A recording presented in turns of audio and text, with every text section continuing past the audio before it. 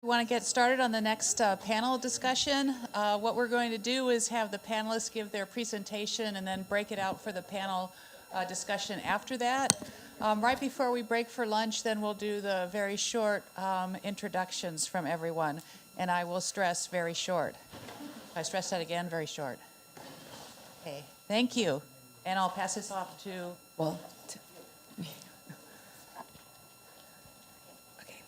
Hi, thank you. Good morning. I'm Faith Sternlieb. I am part of the Secondary Cities team at Colorado State University, and I will be moderating this very distinguished panel on case studies on dynamic data collection and mapping projects for urban developing communities. We've got an interesting selection of presentations. We're going to do each presentation will be about a max of 20 minutes, hopefully.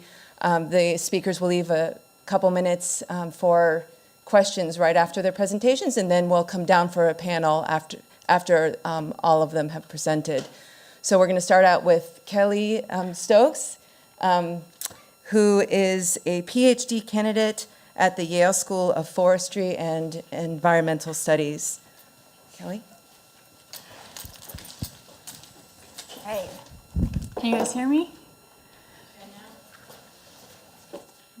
Okay, good. Like she said, I'm a PhD candidate at the Yale School of Forestry. I'm also a NASA fellow at Goddard Space Flight Center in DC, which is where I've been working for the last 3 summers.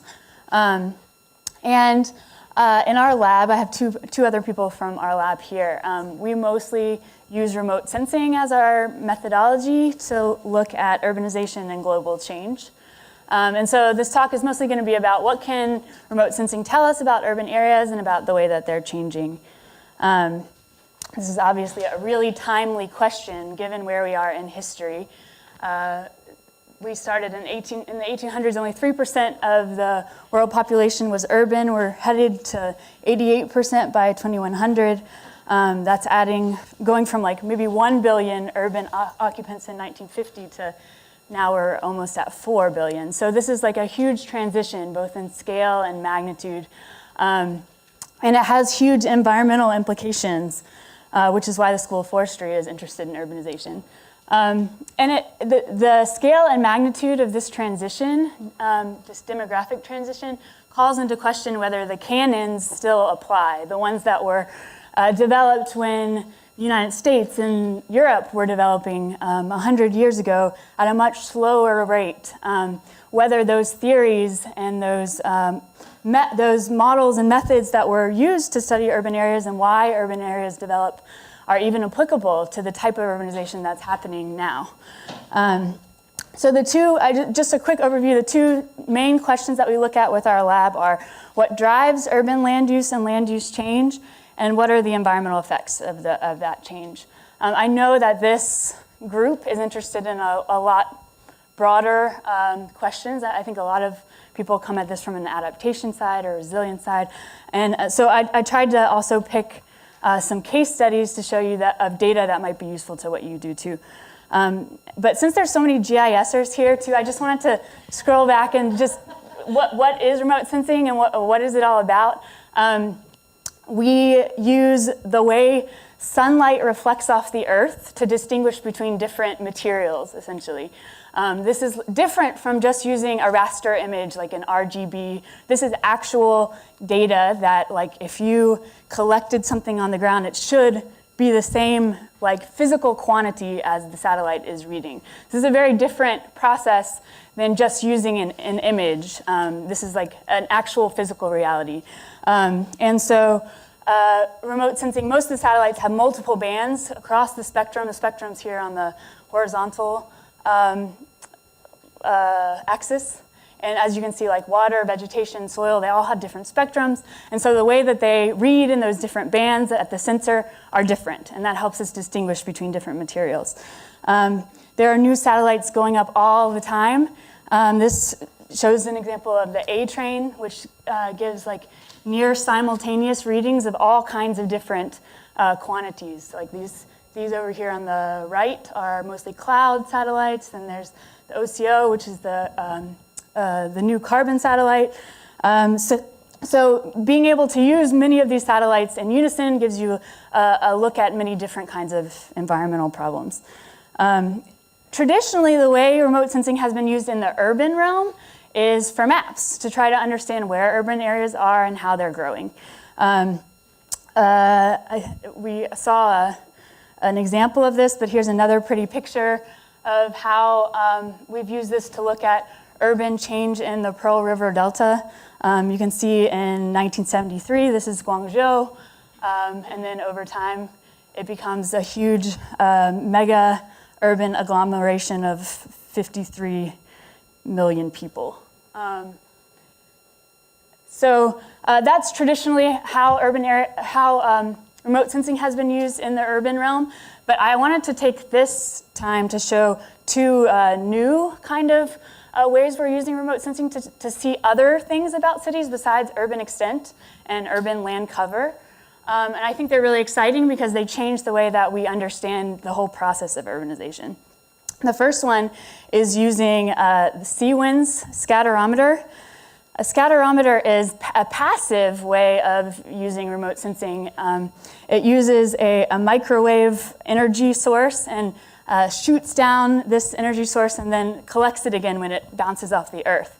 And so what it's telling us essentially is something that has to do with roughness, or we can translate it into correlating with building volumes or building heights. So in some ways, this is your third dimension, right? We're always thinking about, or people who make maps are always thinking about these two dimensions, but this is like the third dimension that's been missing for so long. What's nice is we have the scatterometer data over time, over 20 years actually, from 1999 to 2000 to present day. And so this study that we did looked at both horizontal change in urban areas, for example, growing out, and also the vertical change in areas. How are they growing up? And this is a type of change that hasn't been able to be monitored globally, which is the kinds of studies that we do. So we're looking at this over 100 cities in the world. So this plot shows Sao Paulo, for example. The horizontal axis shows night lights, which is sort of a proxy of the horizontal change. And then the vertical axis shows the scatterometer data, which is a proxy for vertical change. So these arrows, you can read it as the right side is kind of the urban center, this blue thing, and then it goes out like in urban extent, like if you did little buffers around the urban center. So what the arrows are showing is how each of those areas of the cities have changed over time, over that 20-year period. So for Sao Paulo, for example, you can see there's some change in the outskirts in terms of growth horizontally, and then in the urban center, there's some vertical growth. So that's the way that's interpreted. What's interesting is if you look at this over the 100 cities that we looked at, you see very different patterns. These are all cities in India. As you can see, most of them have mostly horizontal growth, especially they're growing in extent, they're growing out. There's some vertical growth in like Bangalore towards the city center and maybe in Chennai, but for the most part, you're seeing, I guess some people would say sprawl, but or change in urban expansion. Same thing in African cities, very much in outward growth. But then when we look at Chinese cities, you're seeing a totally different pattern. You're seeing not just the outward growth, but also extreme vertical growth in Chinese cities. And so what this prompts us to ask is, why are we getting these different growth patterns in different places? They have very different environmental implications, and so it's important to understand. And what's interesting is, contrary to our expectations, countries with like similar rates of population and economic growth change do not necessarily result in the same urban expansion change. For example, in China, what has really driven the growth is changes in GDP, whereas in India, it's changes in population that's really driven a lot of the change in terms of change in building structures. And so these kinds of drivers and the way that they're different across many cities are important for understanding urbanization and for predicting urbanization in the future. The second project that I'm going to talk about is one that I worked on most directly. And this is using the new VIIRS night lights data set, which probably many of you have heard of. You see those beautiful pictures of the Earth at night, and everybody always points out how North Korea is a lot darker than South Korea. So VIIRS came out in 2011. It was launched and started collecting data in 2012. You can compare it with its sort of predecessor satellite DMSP, and it's like putting on glasses for the first time. You can see much more the structure of the city. It has much higher spatial resolution, 750 meters compared to 5 kilometers. But more than spatial resolution, because spatial resolution gets talked about so much, I think what's really important about VIIRS is the radiometric resolution. So we can see things like little tiny villages versus DMSP, which saturated in urban centers. So there's this blooming effect and all this kind of stuff. So it's not just the spatial resolution that matters. Of course, also the sort of downside to VIIRS is because it was recently launched, we don't have a great time series. We only have 3 years of good data. But it is taking images every day. So we have a very high resolution in terms of our temporal time series. So VIIRS was launched mostly to look at clouds with moonlight, but you can see that with the moon out or without the moon out, you can look at very different things. Like without the moon, people have been able to track bioluminescence and fishing boats. With the moon, you get lots of reflectance on the snow cover. What my job at Goethart is to work with the validation team in trying to remove essentially all of this except for the cities, which is what we want. We want near constant. We don't want any contribution from the moon. We don't want any contribution from all of these other factors that sort of come into play. This is a really big challenge because we've never dealt with imagery that's not illuminated by the sun. It's illuminated by the reflectance off the moon and then reflected into the satellite. So that's like in terms of the physics of that, it's like hard to correct, but we're there. And you can see the difference between this is like sort of semi-raw data. You can see like that doesn't look right? Because the desert is all lit up. This is Cairo and the Nile River Delta. But then once it's corrected for, you can see how much better the imagery is. But I don't want to get too far into that, just to say that there's a lot that goes, and I would say the majority of remote sensors spend most of their time on that kind of stuff. Okay, so this project was to try to see whether we can use this data to dynamically monitor patterns of energy use within cities. Similar to the natural world, where you see these annual patterns of growth and vegetation in the earth. Could you do this to monitor human patterns of behavior and activity? We thought if you could, you would want to follow not the biophysical calendar, but the cultural calendar of like holidays. You would be able to see changes in activity that happen during Christmas time, for example, when you change the location of your activities. And our first results showed that, so I don't know why this thing, but the green shows like where there's a lot more night lights during the holiday period. So for these southern cities, you can see that the residential areas around the city center have a peak in holiday lights during Christmas time. So you can start to see differences in uses with these Christmas studies. But then also when we look at this in Puerto Rico, if you just look at the magnitude of night lights and people, you can see that, okay, more population, more lights, that's like what you would expect. But if you start to look at these dynamic signatures, when you see more holiday lights versus more people, it starts to segregate out the different uses of these places. So you get the cultural centers have a huge increase in these holiday lights in the winter, whereas these more countryside towns don't. So it starts to distinguish use and function of these places. I wanted to show you, when we looked at this over thousands of cities in the Middle East. This is what we expected to find. This is Tel Aviv, Israel. This pretty stable like light pattern, right? You don't expect the lights to change that much over time. This is what we actually found in most of the Muslim cities. Huge increases during the Ramadan period, like tripling, and et cetera. And that's because the time of the activities is changing, not just the location, like when people are going out to shop, when people are awake. So This was true across, like I said, thousands of cities that we looked at. This is also because Ramadan happens in the middle of summer. It gets really, really hot. And so there's already a natural movement also to when the activities happen.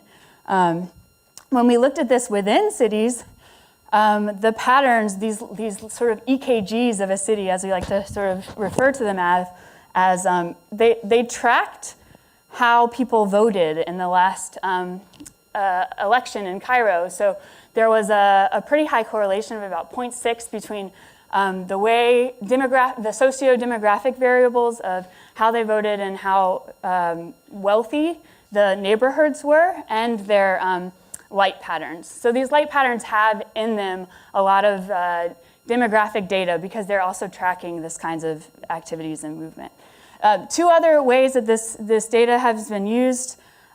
We started to see in Iraq, we started to see these huge dips in the summer. That was tracking a lot of the blackouts that were happening as the energy infrastructure was overtaxed during the height of that season. You can see this is a plot of where they had more or less hours of electricity, and our patterns tracked those patterns. So for energy access questions, this kind of data is really useful. And then also in conflict areas, we found that the lights tracked the battles. So this is Aleppo, Syria. The decline happened during one of the major battles and then stayed down during the rest of the conflict. So I just wanted to wrap up really quick by addressing some of the questions that Faith sent out about what are the recommendations from my point of view for future dynamic mapping projects. And one is that even though there's a lot of push for more data, we're not really currently using the data we have over all of the cities. We did a meta-analysis in 2011, and only 48 of the 100 largest cities had anything written about them in the English language literature from the remote sensing world. So we think that's important. Also, there's a lot of push for spatial resolution, but not enough for temporal resolution or radiometric resolution or temporal longevity. I mean, Landsat is used so often because it's one of the only satellites that's consistent over time, which is really important for these big questions. Also, fusing different remote sensing data sets with ground bottom-up data sets, and combining the people who know about place, like architects, engineers, urban planners, policymakers, with the people who know about process, which is like the urban geographers, remote sensors. When we bring those together, we can get the good research questions attacking the right data.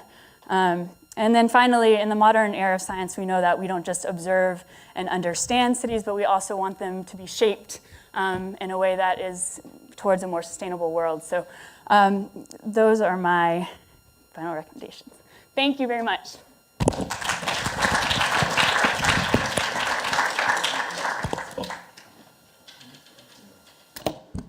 Thank you so much, Kellie.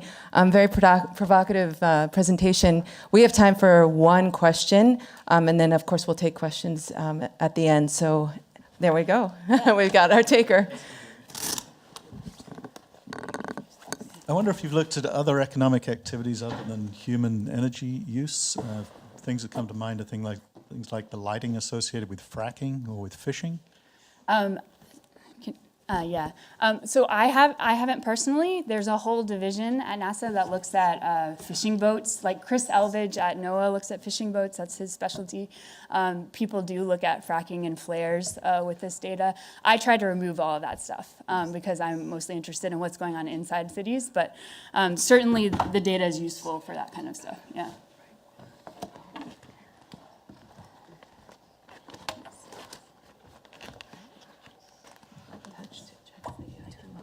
This one? Is it this one?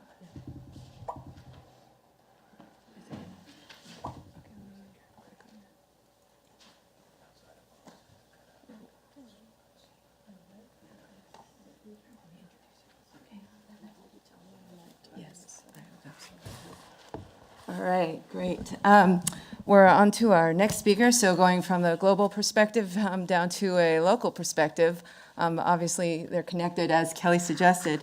Kirstin Miller is the executive director from an NGO in San Francisco called Ecocity Builders, and she is a close partner for the Secondary Cities project initiative, and has doing work down in South America. So with that, thank you, Kirstin. Thank you.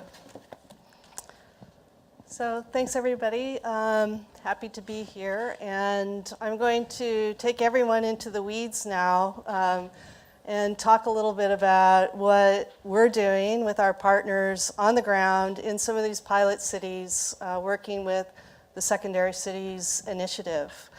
So first of all, I just want to introduce a little bit some of the background of Ecocity Builders and some of the key organizing concepts that we use in our work, which will sort of set the stage for how we're going about thinking about all these different top-down, bottom-up data sets, you know, how we're working with city and neighborhood level organizations, government, community-based organizations, and citizens to, first of all, figure out how to collect the data, then figure out how to manage it, and to create visualizations and make it useful to support community-led strategies for better urban planning, more integrated urban planning that leads to then interventions based on principles of sustainable design or geodesign. So I'm going to then focus on some of the case studies that are coming to bear upon working and advancing these tools in the field, working with the Secondary Cities program and the partnerships that we're forming under that initiative, which is happening right now. It's exciting for us. And then discuss some of the challenges that we're having and some of the successes, and then hoping to get all of the experts, all of you all, to give us some recommendations and feedback, because we're really not the experts in the technology. We're trying to figure out what information we need and what technologies that we need to use in order to help people in their communities and make them more livable and more safe and sustainable. So briefly, a little bit about Ecocity Builders. We're based in Oakland, California, but we were founded in 1992 in Berkeley by a group of urban ecologists, local city planners, architects, and they were very interested in the work of like Ian McHarg and designing with nature. So this sort of goes back to a lot of thinking about grassroots activism, how citizens can be activists for bringing more nature into their community, improving the quality of life for the residents. And a lot of our work is around these educational tools and technologies that I'm going to be talking about that we're then advancing and developing in the field with our pilot projects. But we also do things like we're the keepers of this longest running conference series on the topic of ecological cities, towns, and villages called the Ecocity World Summit. Started in 1992 in Berkeley. It's been all over the world. Last one was in Abu Dhabi. The one before was in France, and the next one is coming up in Melbourne in 2017. And some of the tools and resources that we've been developing over the course of the 20-some years we've been working, and before that too, based on some of the work of our founders and board members, ways to map cities and understand them, ways to measure them based on principles that we've been thinking about, how to organize information of what is the city and what are its systems, networking, defining. We're kind of like putting our toe into the water of this idea of the ontology is helping us organize the thinking and the information and be able to have a more common language when we talk about urban, because our work is so international now that we, like, district means something very different in country to country and city to city. So the ontology, which at first I was like shocked and like scared by, I now more and more think it's like quite a very important organizing tool and principle that we have to actually embrace. Resource library, some of our publications and books by our founder, Richard Register, who was credited for first coining this term and talking about the idea of Ecocity back in the 70s, sort of with the Berkeley type intellectual hippie people. And then we've been, because we're in the San Francisco Bay Area, we're kind of like getting into the more of the tech stuff and the cool stuff. So we've been experimenting with our Berkeley interns on doing virtual reality tours of Ecocity projects, and we just did a pilot for San Francisco, which was kind of fun and interesting. We want to see maybe we can bridge some of those ideas to other cities, because really what we're trying to do is share information between cities and between citizens, local governments, and data providers, city service providers. And then we're consolidating a lot of the thinking and the work and the principles, training materials into something we call the Eco Compass, which is sort of our guide to how we're using all this information to further our mission, which is to help reshape cities for the long-term health of human and natural systems. And the Eco Compass is the guide, educational, peer-to-peer training materials that we're using, developing, and adapting in the Secondary Cities program to go about collecting all of this information, top down, bottom up, visualizing it, and then using it with these communities. Some of our little logo landscape of our partners. So we work with a lot of academic partners, local governments, NGOs, but then also providers like Esri is our one of our educational partners, and we work with UN groups and others.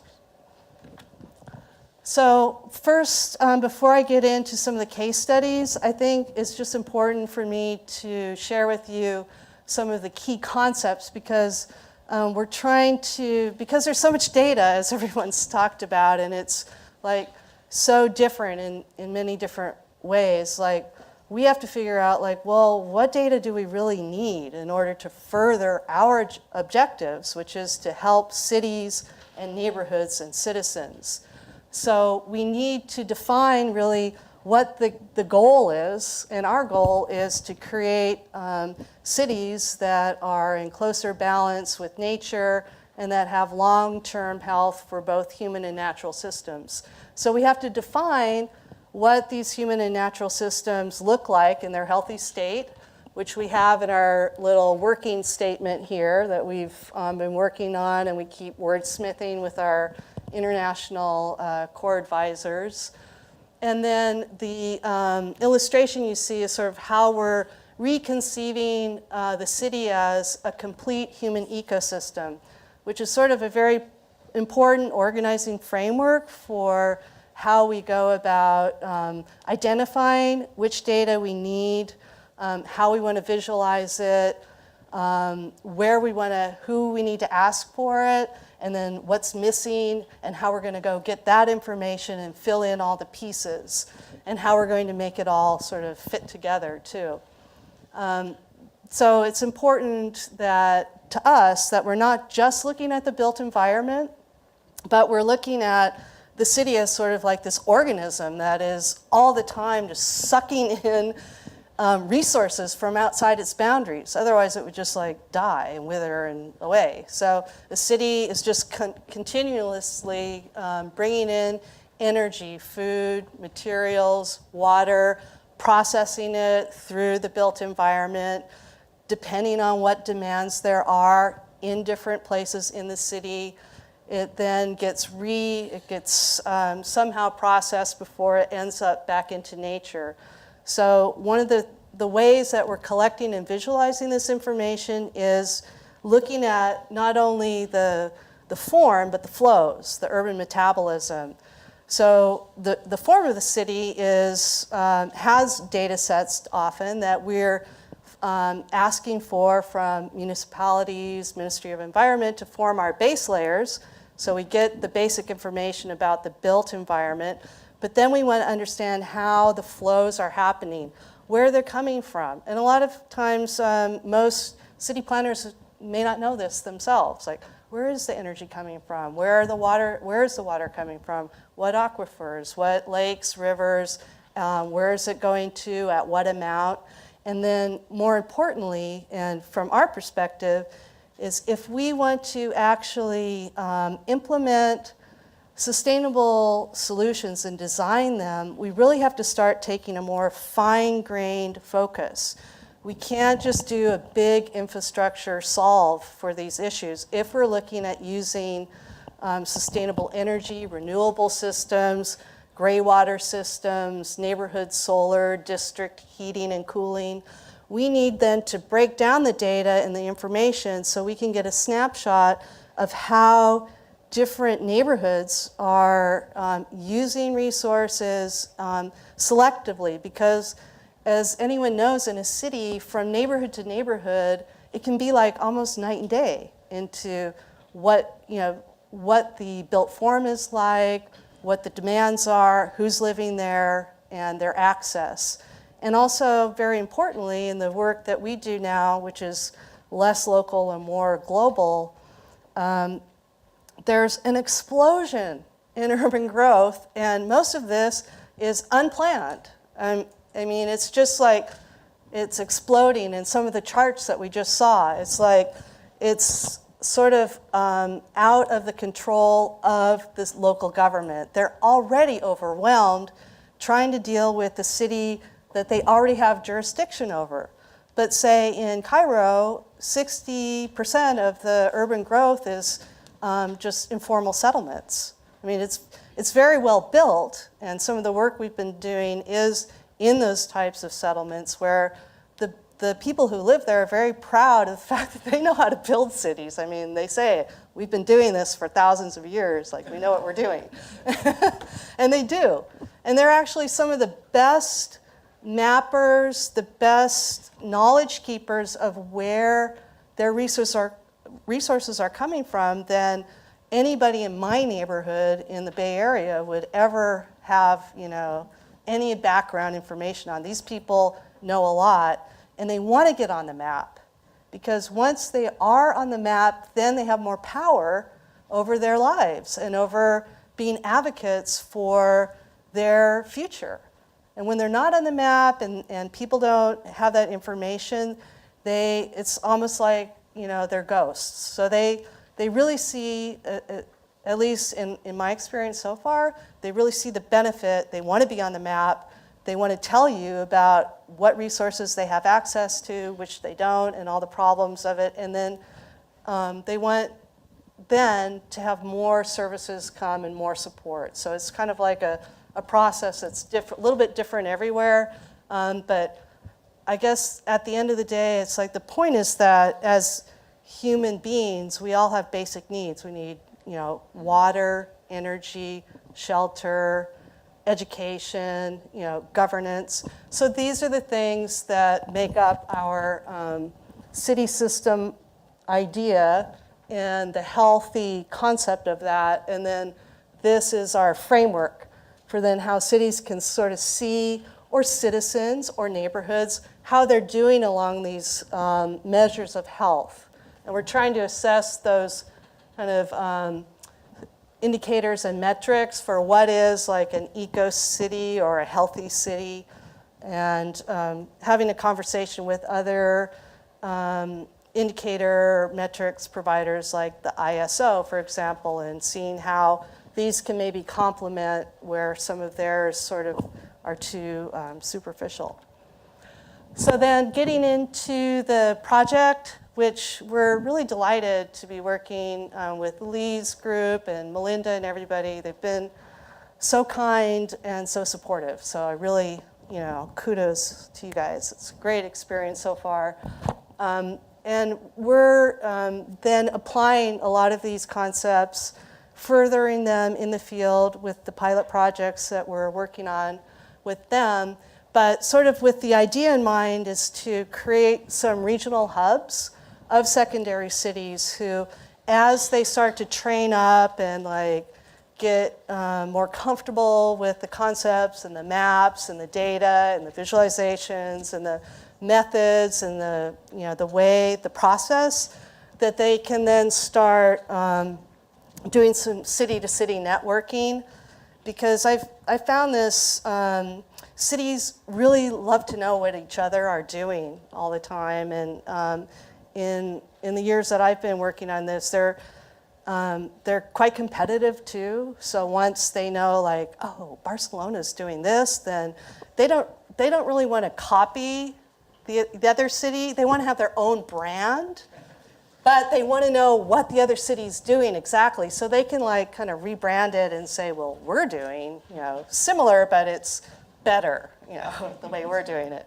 So I think that kind of competition is already happening with the cities that always get all the attention, like in the Americas or North America, Vancouver, Portland, Seattle, San Francisco. These guys are always like, we're the greenest. Oh, we got the Siemens highest rating and blah, blah. So they're like always touting their green credentials.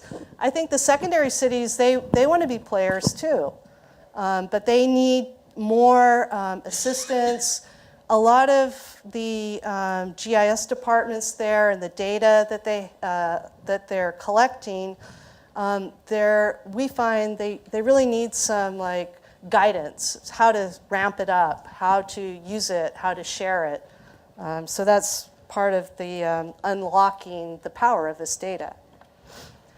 The pilots that we're running right now are in Cusco, Peru, with the Secondary Cities Group, and Medellin.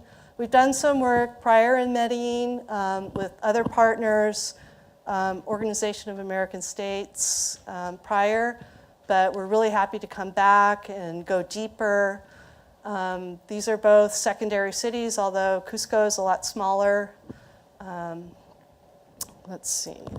And then just some information about some of the partners. And I think as Lee and others were talking about earlier throughout the course of the past day and a half, in order to really put all the pieces together so you really get a clear picture of what's happening, you need to go to a number of different data providers and form different partnerships and alliances.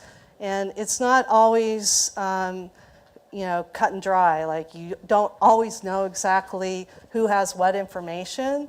So part of it is, just getting to know the place, getting to know the people, having those conversations, sitting down, and that's part of the process that we're building into our Eco Compass, is what we call leadership roundtables, where people sit together, they figure out, well, what are the objectives? Why are we even doing this? What are our priorities? We need this background data and information for the context to set the stage, and we need to know what the basic systems are and how they're working. But after that, what do we want to prioritize? And I think it's really important that the priority be set by the city, the citizens, and the community as to like which system, which focus you're going to take is really directed by them. Because if you're not solving a problem that they have, then you're just kind of wasting their time, and you probably won't be welcome back next time. So I think that's part of that dialogue that needs to happen that's really critical to making this more of a long-range and sustainable endeavor. So I just listed out some of our key partners in these different communities. The way that we're working is to collect data sets that can give us sort of a set of base maps. So from municipal government and others, we're looking at just basic demographic, infrastructure, information about the city. 2 minutes? What? Wow, all right. So anyway, I'm sorry. There's so much more. Okay, so we have the Eco Compass, that's our guide. We're looking at the form and the flows. So just to let you know, we're looking to create archetypes. So we're looking at building archetypes, then getting citizens to do household audits so we can understand how resources are being used in different neighborhoods. Because once we get a sense of what the different neighborhood archetypes, then we can combine those and aggregate to get a much more robust set of data to tell us what's really happening, not just at the city level, but at the neighborhood scale, which is so important, just to say, for these sort of sustainable design interventions. And we're using the method that was originally proposed by Sebastian Moffat, who we work with, who did this work for the World Bank for something called Ecocities. So just some maps that we're making. Here we have this has just happened like yesterday in Cusco. We're working with the students and the citizens to go out and do the neighborhood assessments using the field papers, knitting down, top down, bottom up. Here are some of the results so far in Cusco, that they're really excited about it. The mayor's office is interested, the professor and the students are excited. They're going to do some more research based on this initial work that's started up. That's just from, I think, yesterday. And some of the other projects that we've done prior to this in Cairo, Casablanca, Oakland, Budapest, with different organizations. This is our participatory framework that we use. Some stuff from Cairo. That's an informal area, but we were doing the mapping there. And we were just doing this right out in the streets. It was like the community leadership roundtable happens here. The men come out, they're on the street at the tables. The women cannot come out and sit with the men, but they look out of the windows because they're in the buildings, because that's their domain. So they're looking out and participating, but from from inside. Tools and technology. GeoNode is really important because, can I have one more minute? Because, like Lee said, this data has to be shared across all the silos and sectors. Otherwise, you don't create a level playing ground. So this is something that I think was sort of like a game changer when we, because that's always the question, like, how is this going to be shared? Is this open? And once everyone knows, well, that's the rule of this game, then it kind of helps unlock and answer some of those questions. So we've collected a lot of official layers for both Cusco and Medellin that we may not have gotten otherwise. So sorting it according to the framework, using our platform to do visualizations, using this method of urban metabolic information systems to look at the flows, using the Esri ArcGIS to do the more robust analysis and the leading to the design interventions, collector for ArcGIS for doing some of that field collection, but also we're using the field papers. We just did that in Cusco. We're looking to see how that informs other processes. And maybe during the panel part, I can talk more about the successes and challenges. All right, thank you.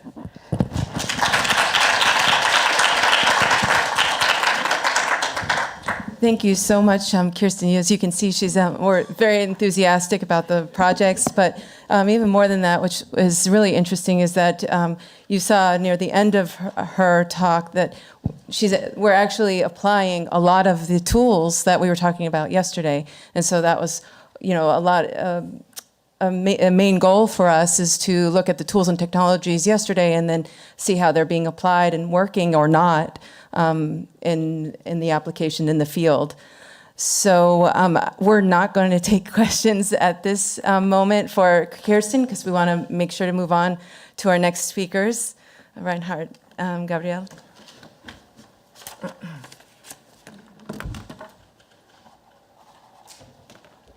So I just want to introduce really quickly, Dr. Reinhard Goethart is Principal Research Associate in the School of Architecture and Planning at MIT and Director of SIGIS, a service-oriented program targeted at the informal sector in developing countries, and he's going to be presenting with his colleague Gabriel Moreno, and who is a licensed architect with an advanced diploma in digital fabrication and a candidate for master's in design studies from Harvard University. Thank you both.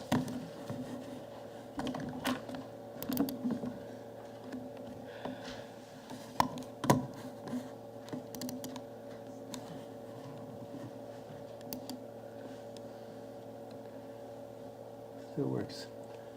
I was surprised when she sent me a letter and said, oh.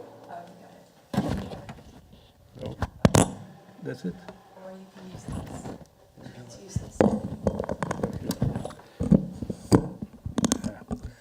I was surprised when I saw this email. She sent me an email and said, would you like to say something at the GIS conference? And I said, gee, we don't do GIS. We don't do that. And so I wrote back and said, here's what we do. And she said, well, maybe you can talk about it very quickly. So I will bore you very quickly in 10 minutes. But anyhow, this is what we worry about. We're in the world of the developing countries, we deal with housing. And this is the kind of thing that we work at. And we're trying to find out, how do they do that? You know, they start off with a little shack in many cases, and you end up like that after, 10, 15, 20 years. And they said, they're poor. They don't know anything. They're crooks probably also. And how did they do that? Maybe we can use this in planning. And so this is what we're focusing on. Our world is developing countries, urban areas, and it's housing. Speed and scale, we think, is the most important thing, because these houses multiply very quickly, as we saw in some of the previous presentations, and the scale is very large. We're not talking about 1,000, we're talking about multiple thousands. And what we try to do when we look at it, we look for pragmatic tools, simple pragmatic tools, nothing complex. I guess you know all the code words by now, squatters, informal sector, incremental housing, essentially progressive do-it-yourself housing. Site and service projects is the institutional word for the mimicking of squatter settlements. This happened in the 60s, where the development agency said, gee, we can't win, so we might as well join them. And they called it site and services. Previously, they called it squatters. And then there was an intermediate called informal. Our issue really is, how do you capture information so you can plan for these effectively? They're illegal in many cases, they're undocumented, they don't fit in the formal structure, and they're large numbers, and they keep changing. So how do we deal with that? This is what we see as our problem. We started out, like everyone else, aerial photographs were the answer to it. We used this in all sorts of studies. Laboriously, we got aerial photographs. Very often they were difficult to get. They were military secrets from many cities, but we made students do it. And so they would do typologies of their cities, looking basically based on aerial photographs. We have about 65 cities or so around the world where people documented all these, tracing aerial photographs, essentially doing it by hand. Those were the days. In Egypt, we looked at also using the photographs. We found the photographs were squirreled away inside of a cabinet somewhere else. They have an interesting concept. The data goes with the person. It doesn't stay with the office. And so it was very complicated to track all this down. But we looked at the different stages of development. It became very clear that there were 3 different stages, which was very effective in thinking about planning. We also, when Landsat came out, we said, this is the answer. It's free. That was miraculous. We can do everything now. We can just push a button and see everything, see how things change. And so we did it for Egypt. There was a big debate in Cairo. They said, we don't know how many squatters there are. And someone says, what, 50%? And somebody said, no, 70%. The other guy says, you're nuts, it's only 10%. So we used Landsat. We bought Landsat. At that time, Reagan became president. And he said, there's no free lunch. You have to pay your own way. So that became very difficult for us. Anyhow, we bought the digital tapes for two intervals.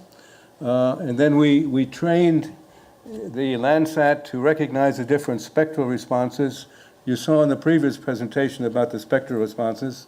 We trained them to look at squatters and trained them to look at other houses. And so the yellow that you see on the right is essentially the squatters. Those are the informal sector, very dense characteristics, and so on. Okay, so it was very clear that you could tell the difference. It came out to be about 30%, and at that time they said, 80% of Cairo is informal. All new housing, about 80% of all new housing was informal. Massive growth.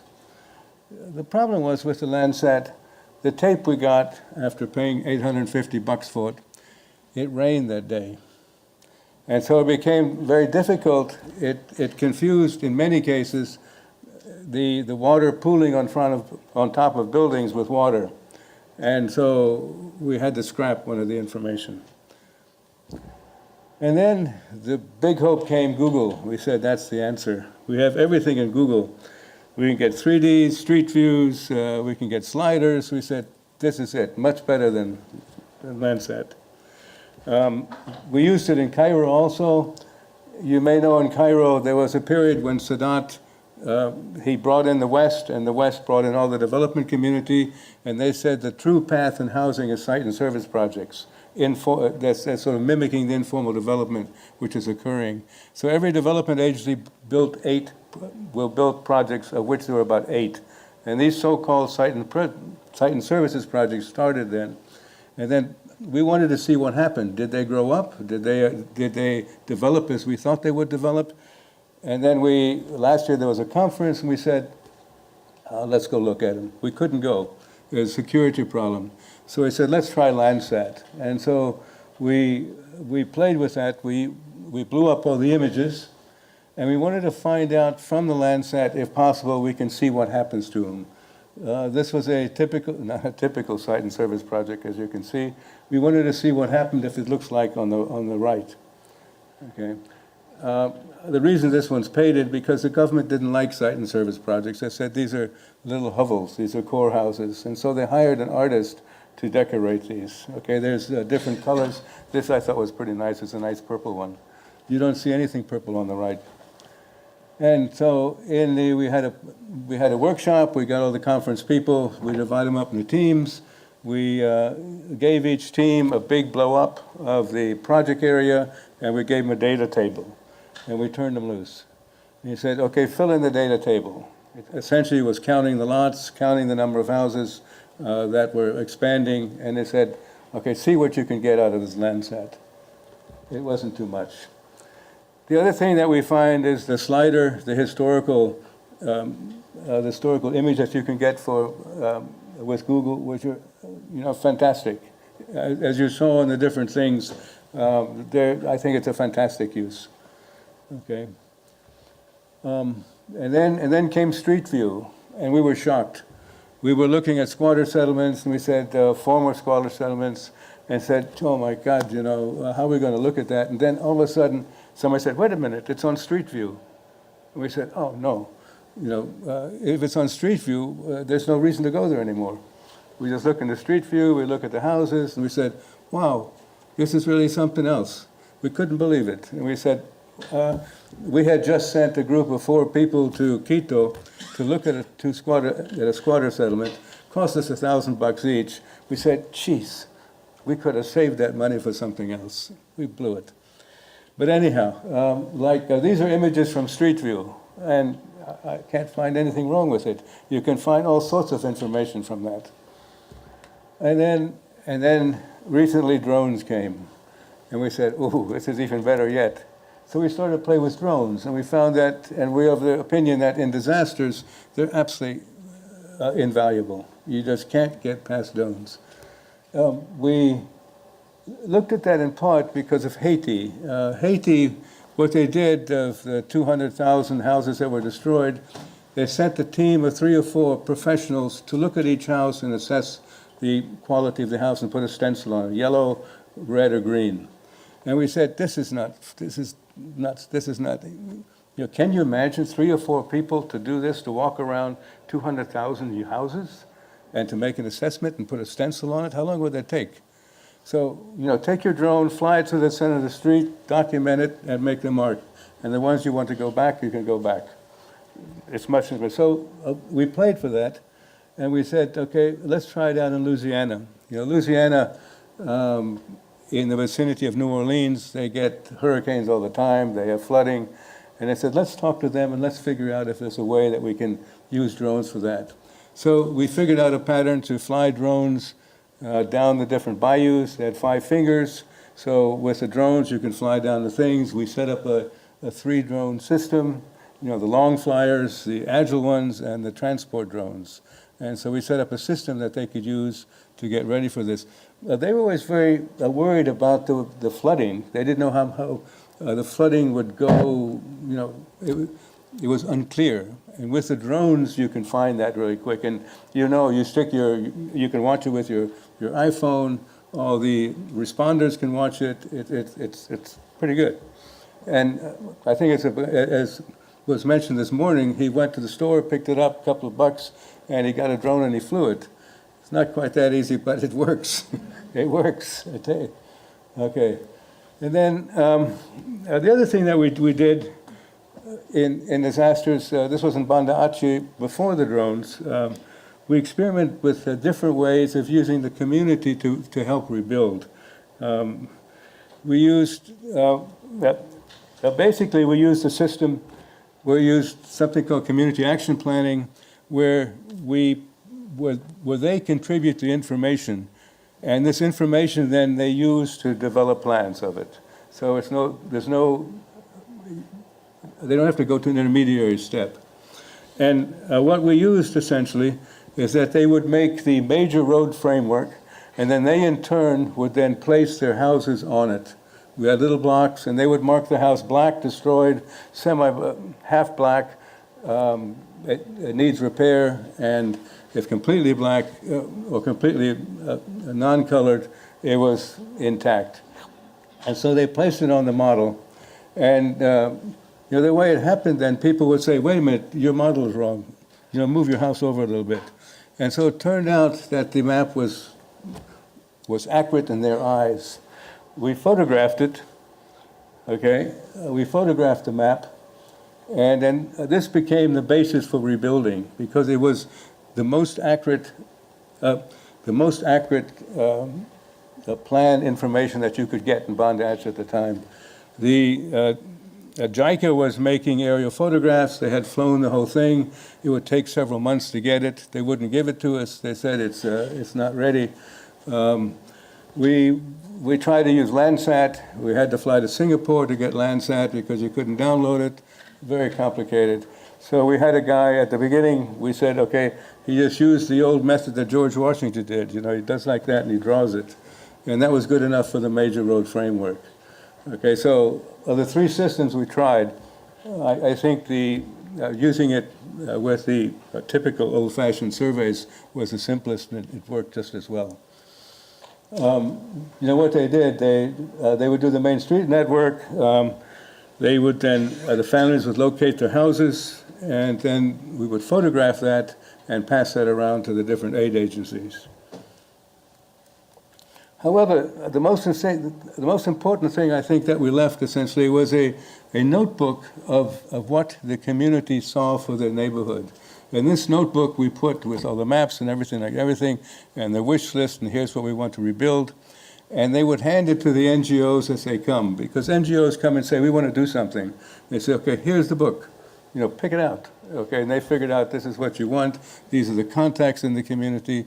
I think this was the most important thing of all of that. So they generated the information and used this information then for the planning.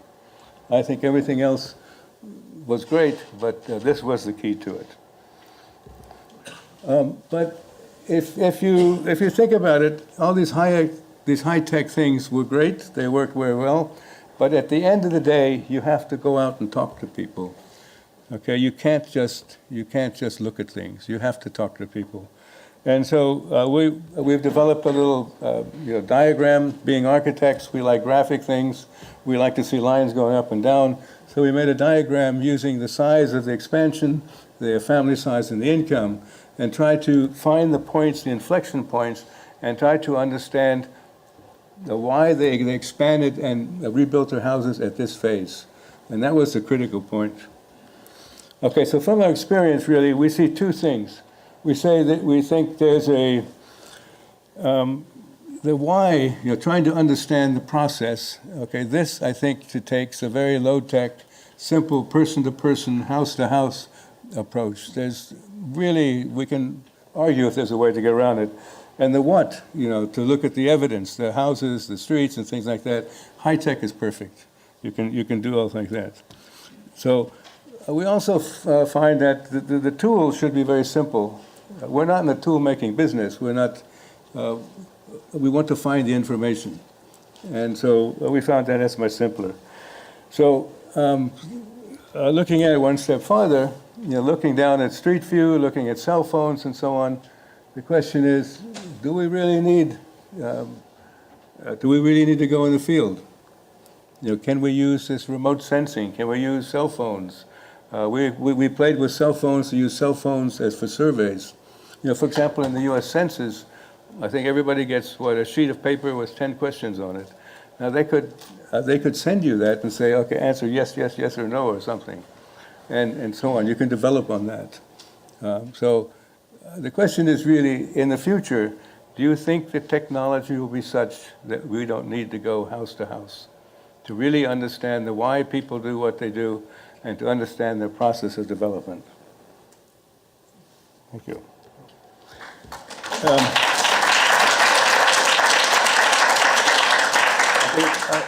Real quick, Gabriel, he's working with us in the project that we're doing now, this in Quito. We're looking at two settlements. We're looking at a squatter settlement, and we're looking at a government-funded settlements, which includes your taxes. These were both started in 1980, and we're trying to understand the difference. What is it?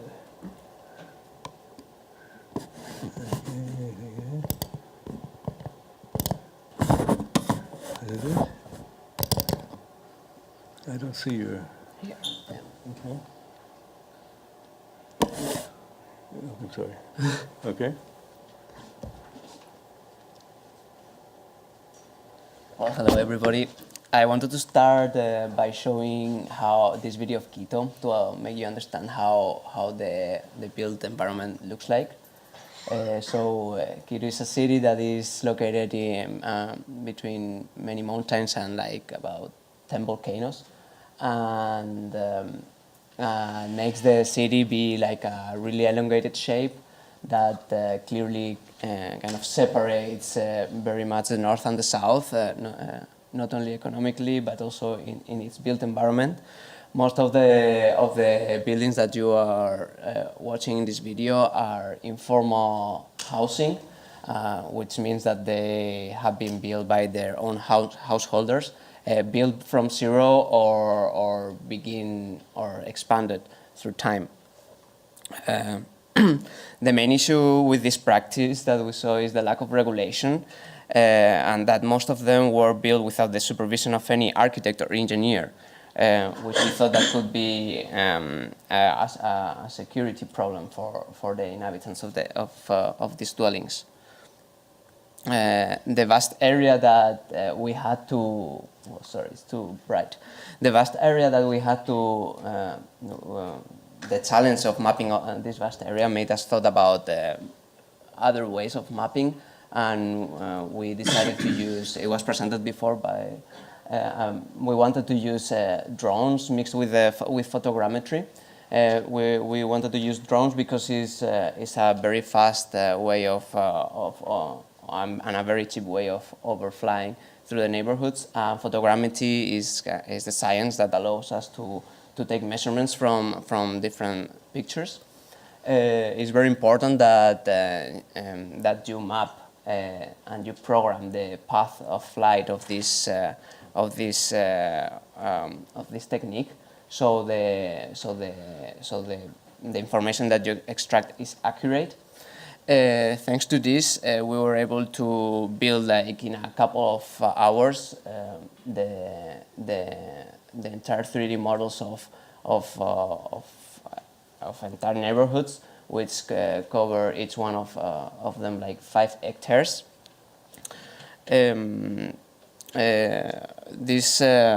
This is a model that you can basically. Sorry, what is the? Well, yeah, no, I wanted to the 3D model. Okay, that you basically can manage and download. Okay, and you can extract further information from this. One of the most clear information that you can see is the build footprint. In the left one, we have the neighborhood of Solanda, which was built began to be built in 1980. As you can see, they used to have like interior patios, which helped with the ventilation and lighting matters of the building. But now, with their incrementalism, they kind of constructed over these patios, and they covered entire lots. By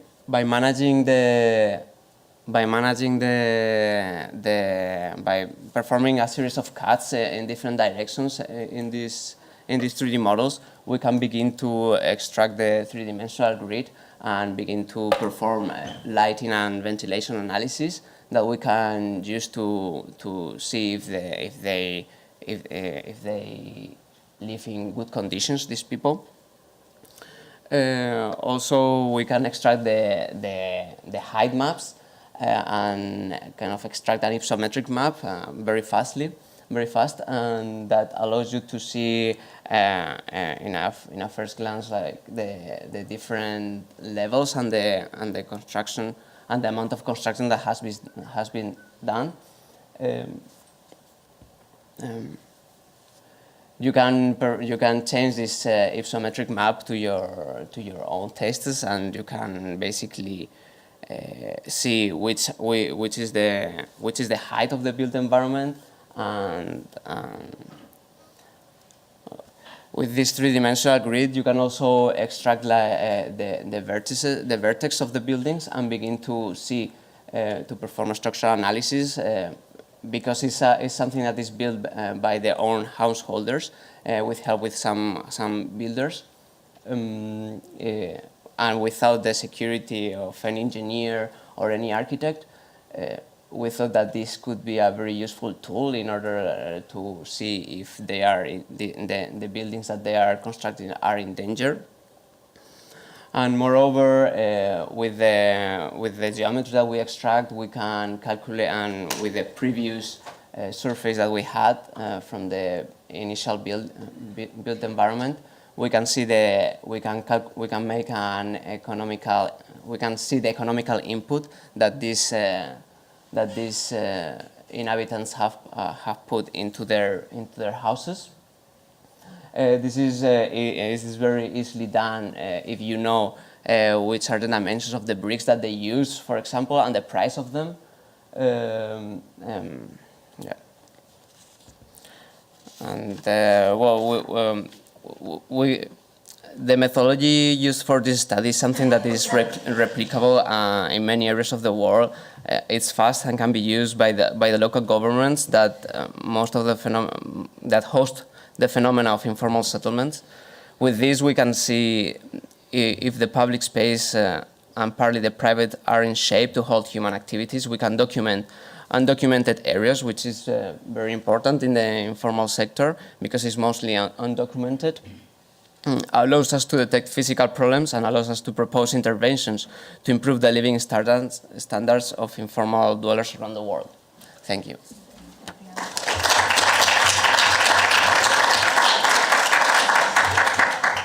Okay, obviously we're way over. Thank you so much, Reinhard and Gabriel.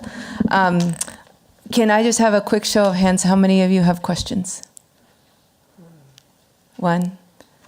That's great. That's great. I'm going to appeal to your sense of curiosity and interest in the subject matter to stay for this one more question, and then Lee wants to talk to all of you about what you're doing, what your interests and stuff like that. So he's going to keep you another 5 more minutes after this question. So thank you, Steve.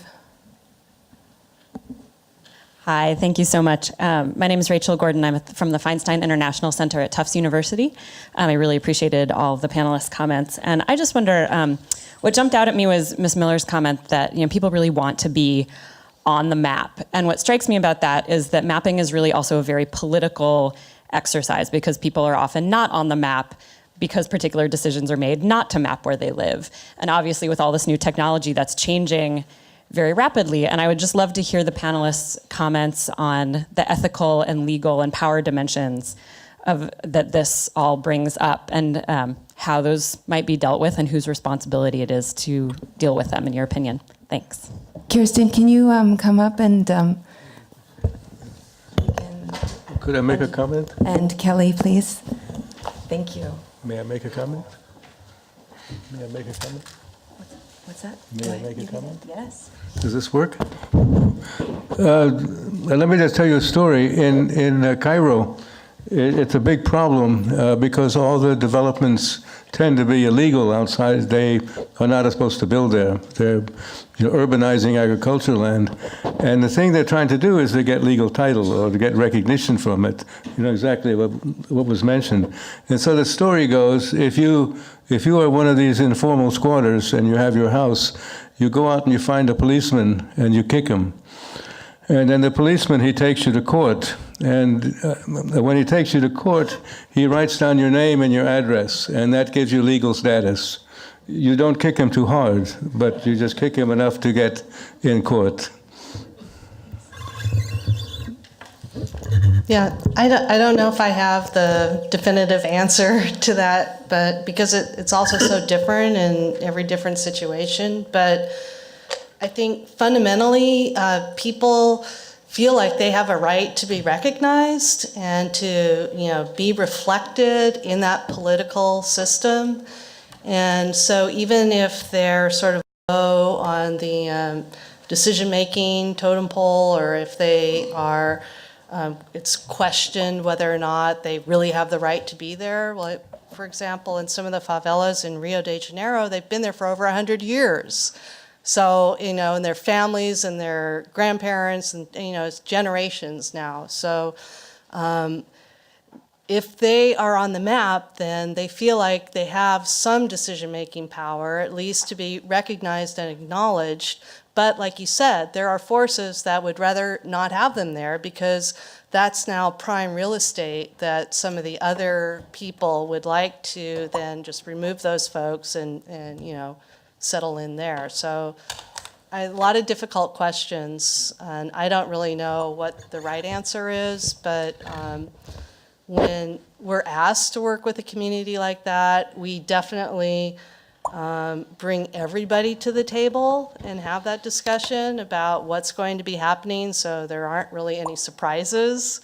And I think that's part of, just on my little soapbox comment, that's part of really what we need to be doing more out in the world, is having dialogues with each other, even if there are really difficult issues on the table, but not just reverting to violence, but actually listening and trying to figure out some kind of a solution. So I'm like the optimistic dreamer. We can all do this if we just listen to each other better and acknowledge each other's presence. Thanks. Let me add one more thing. I wanted to see if Kellie had a comment about it. Thank you. I don't have much to add. I was just going to say that I think a lot of these projects that are involving the people in their communities and their own mapping are really heartening for that reason, because they become empowerment projects as well as projects where other people are going to use that data.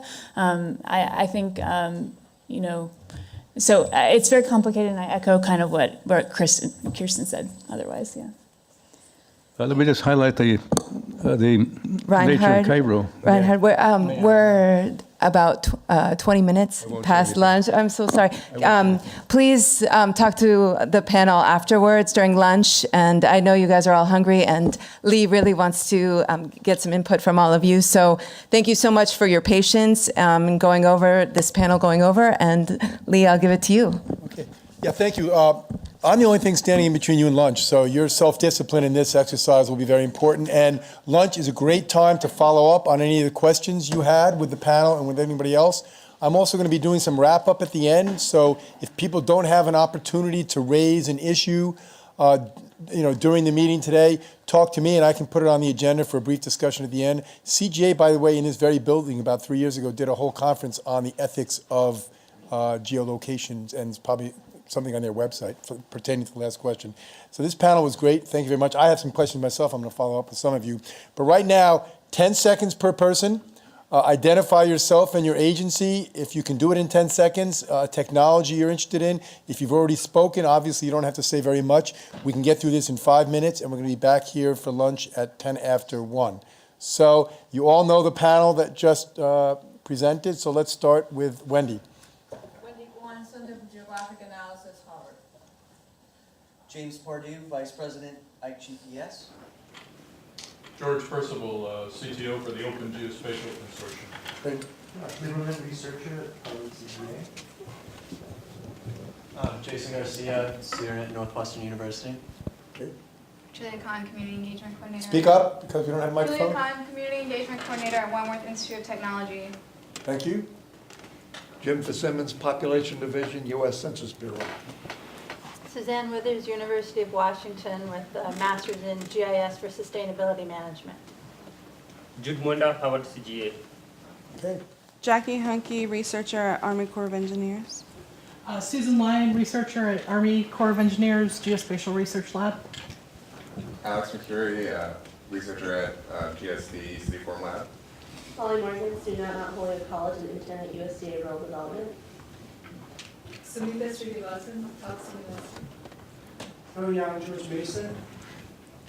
Jimmy Allen, I'm Desiree at Tucson State Department. Fernando Echavarria, I'm a science officer in the Bureau of Oceans, Environment, and Science at State, DC.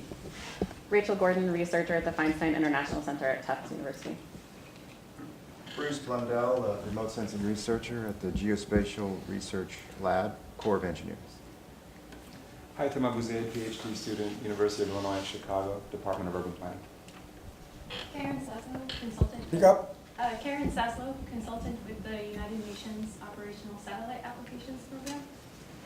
Nader Afzalon, visiting assistant professor of geodesign, University of Rutgers, and chair of the American Planning Association Technology Division. Tyler Brigette, web and mobile developer for NGA's Geo and Services. Stephanie Wire, landscape architect at Kyle Zick Landscape Architecture here in Boston. Mark Montgomery, economist, Stony Brook University. Jacinda Bargenhen, social entrepreneur in the Boston area. Keith Mutt, Geography, UC Santa Barbara. Sophia Lynn, Assistant Director of the Geospatial Centroid at Colorado State University. Steve Chignell, graduate student in the Department of Ecosystem Science and Sustainability at Colorado State, and also part of the Secondary Cities Project there.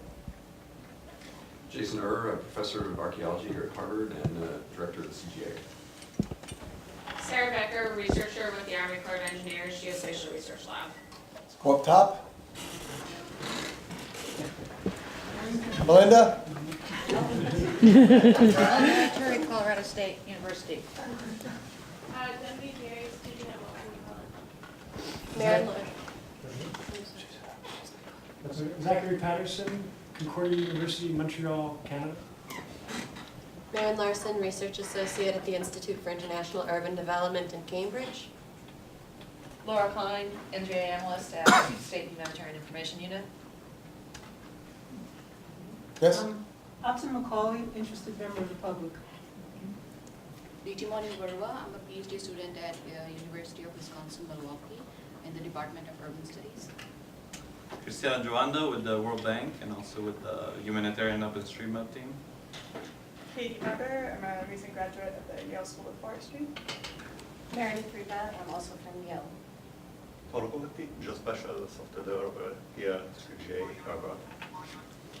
Elena Vance, researcher and urban designer at the Center for Green Buildings and Cities here at Harvard. Oliver Curtis, I'm a student at the GSD and master's candidate, and I'm working on a project in wildfire resiliency. Faith Sternlieb, Colorado State University. And thank you very much from Lee Schwartz, the geographer from the Department of State. You can now all eat. We're staying on schedule. 10 minutes after 1, we're back here. Thank you. Thank you very much.